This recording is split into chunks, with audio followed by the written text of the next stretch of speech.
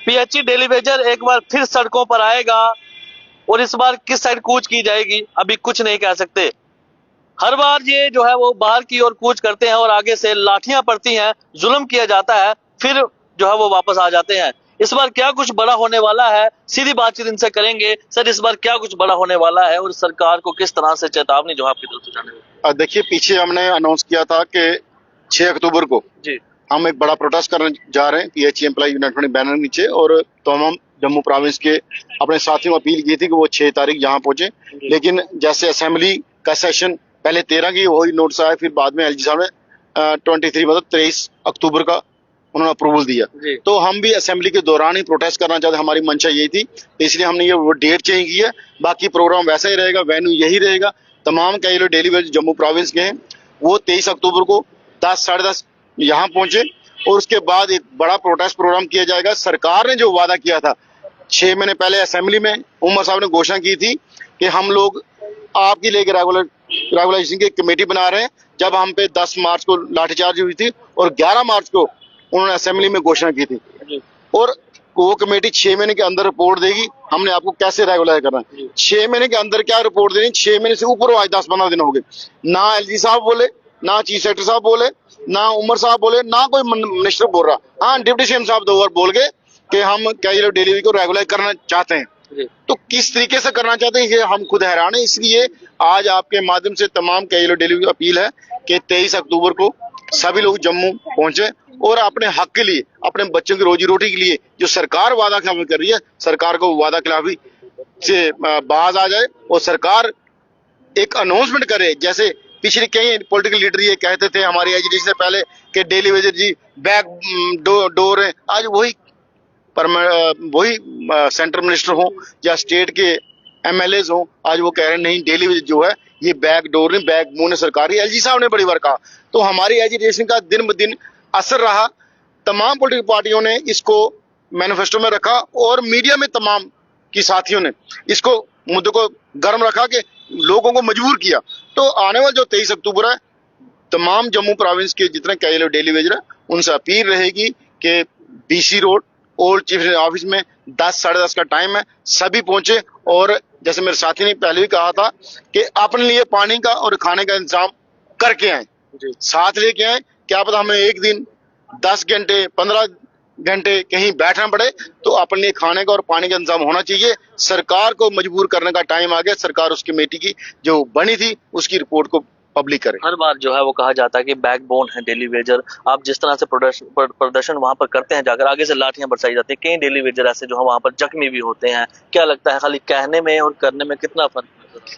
देखिए, एक चीज हमें बड़ा अफसोस और बड़े हैरान हम भी हैं कि जो अपोजिशन में लोग बैठे हैं वो भी कहते हैं डेली वेज रेगुलर होने चाहिए, हम सरकार के साथ हैं। साथ क्यों नहीं आते वहां पे? मैं सरकार के जो लोग हैं वो कहते हैं हम इनको रेगुलर करेंगे।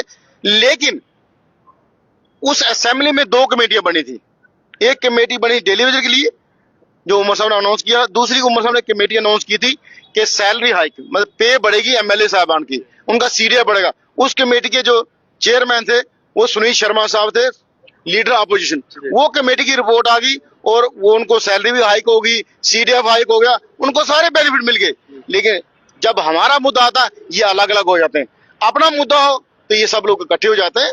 तो हमारा आपके माध्यम से तमाम 89 एमएलए को रिक्वेस्ट है, ये एक ह्यूमन इशू है, इस ह्यूमन इशू को ह्यूमन इशू समझ के हल किया जाए। अगर जम्मू शहर में शीतलहर से पानी आना बंद हुआ तो एमएलए वेस्ट को सड़कों पे आना पड़ा, लोगों ने मजबूर कर दिया। तो लगता है यही कुछ इनको पसंद है, तो यही उसी रास्ते पे हम चलेंगे।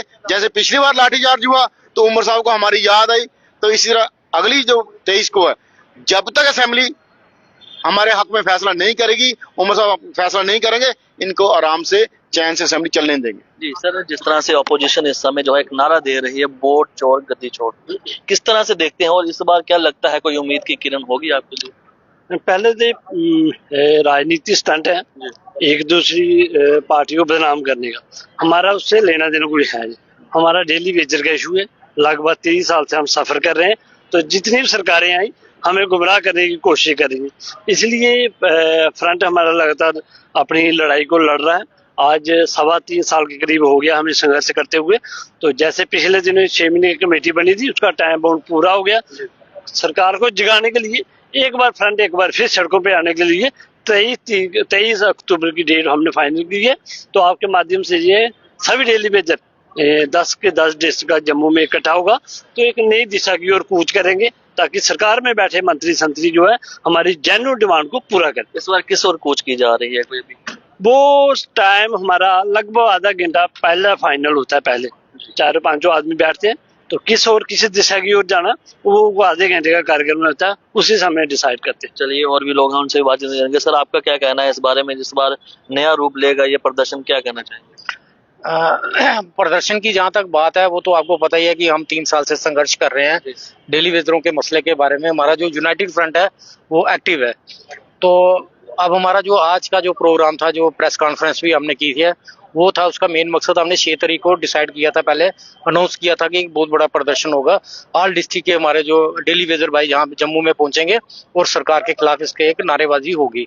तो उसका एक ही जो हमारा जो इसका जो एजिटेशन का एक वो था कि जो इन्होंने कमेटी गठित की थी उसका अभी तक कोई पता नहीं, तो उसके कारण हमने ये चीज एक प्रदर्शन हमने 6 तारीख को, लेकिन वो अब असेंबली की जो डेट जो 23 तारीख को शुरू होने वाली है, उस वजह से हमने जो है वो 6 तारीख का प्रदर्शन जो है वो खत्म करके हमने उसको एक्सटेंड करके 23 तारीख को रखा है। और मेरे सभी डेली वेजर भाइयों से ये अपील है कि 23 तारीख को जम्मू में पहुंच के एक बहुत बड़ा प्रदर्शन सरकार के खिलाफ, क्योंकि हमने कमेटी जो बनी थी उसकी जो रिपोर्ट है हमने बाहर निकलवानी है कि सरकार ने 6 महीने तक क्या किया। अब वो सरकार के ऊपर, अगर सरकार उससे पहले अगर उसका कोई पॉजिटिव रिस्पांस अगर डेली वेजर के बारे में अगर कुछ बोल देते हैं कि कमेटी में जो कमेटी गठित की है वो कुछ देने वाली है डेली वेजरों को, तो हम उसका मोस्ट वेलकम करेंगे, जिंदाबाद के नारे लगाएंगे।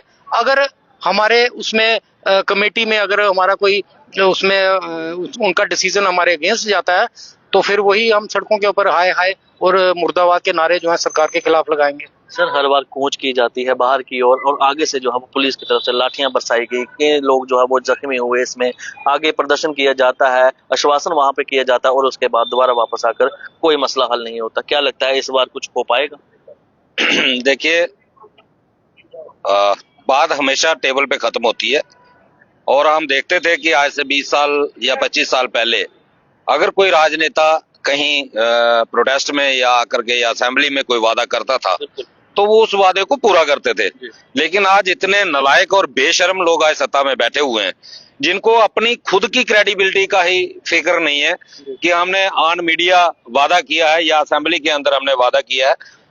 और क्या कहें ऐसे लोगों को जो वादे करने के बाद मुकर जाए, क्योंकि कहते हैं कि रघुकुल रीत सदा चली आई, प्राण जाए पर बचन न जाए। लेकिन आजकल ऐसे लोगों ढूंढना, ऐसे राजनेता ढूंढना मुश्किल हो गया है। आपने देखा होगा 27 मार्च को जावेद राणा साहब जो हमारे जल शक्ति मिनिस्टर हैं, मीडिया बुला करके, जब हमारी नेगोशिएशन हुई, मीडिया बुला करके बड़ा सीना ठोक के मीडिया में बोला था कि मैं 2 डिमांडें इनकी जो है वो विद इन डेज पूरी करने जा रहा हूं, जिसमें एक पेंडिंग वेजेस को 2 किस्तों में रिलीज करना था और दूसरा मिनिमम वेजेस को रिवाइज करना था। लेकिन 6 महीने बीत गए, आज तक कोई डिमांड पूरी नहीं हुई। तो ये आज खुद को उनको सोचना चाहिए कि आखिर उनकी जुबान की क्या वैल्यू है। तो दूसरा, हमारे उमर साहब ने कमेटी बनाई, जब हमारे ऊपर 11 मार्च को लाठीचार्ज हुआ सदन के अंदर, जिसको राजनीतिक लोग मंदिर कहते हैं, कि इंसाफ का मंदिर कहते हैं, तो वहां मंदिर में खड़े होकर कमेटी घोषणा कर दी कि ये कमेटी 6 महीने के अंदर रिपोर्ट सबमिट करेगी कि हम डेली वेजर के लिए क्या कर सकते हैं। तो मुझे ये बताओ, आज 6 महीने से ज्यादा समय हो गया, फिर उस कमेटी को टाइम बाउंड करने का मतलब क्या रह गया कि अगर उस कमेटी ने 6 महीने के अंदर काम ही नहीं किया। या तो चीफ मिनिस्टर साहब को कमेटी मानती नहीं है, तो अगर चीफ मिनिस्टर साहब के कंट्रोल में कमेटी नहीं है तो मुझे नहीं लगता कि उनको चीफ मिनिस्टर की चेयर पे रहना चाहिए। उनको तुरंत रिजाइन कर देना चाहिए कि उनके सबऑर्डिनेटर ऑफिसर जो हैं वो उनकी बात सुनने के लिए तैयार नहीं है। तो फिर उनको खुद सोचना चाहिए कि वो एज ए चीफ मिनिस्टर उन्होंने कमेटी घोषणा की थी। आज एक जम्मू कश्मीर के चीफ मिनिस्टर की जुबान की क्या वैल्यू है, जो सदन में खड़ा होकर कमेटी बनाता है और उसको 6 महीने के लिए टाइम बाउंड करता है, लेकिन उसके बावजूद कुछ भी निकल के नहीं आता। ये सवाल या निशान जो है इन लोगों के ऊपर खुद खड़े होते हैं। तमाम डेली वेजर सिस्टम है, हम देख रहे होंगे, आपको क्या कहना चाहेंगे उन्हें जो है वो 23 अक्टूबर को किस तरह से ऐलान करना चाहेंगे? मैं सभी डेली वेजर से ये अपील करना चाहूंगा कि 23 अक्टूबर को फिर बड़ा प्रदर्शन हम करने जा रहे हैं।